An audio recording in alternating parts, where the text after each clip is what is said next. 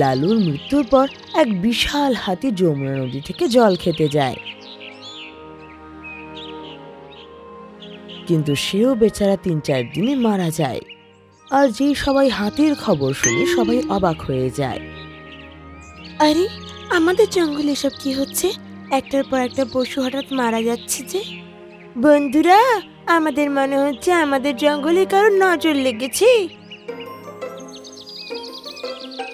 আরে মোটি বেড়াল, তোমার থেকে খারাপ নজর দেওয়া এইখানে আর কেউ নেই। এই যে চালাক শিয়াল, চাই না তুমি গাধা কিনা ঘোড়া, আমার ব্যাপারে নাক গলিও না।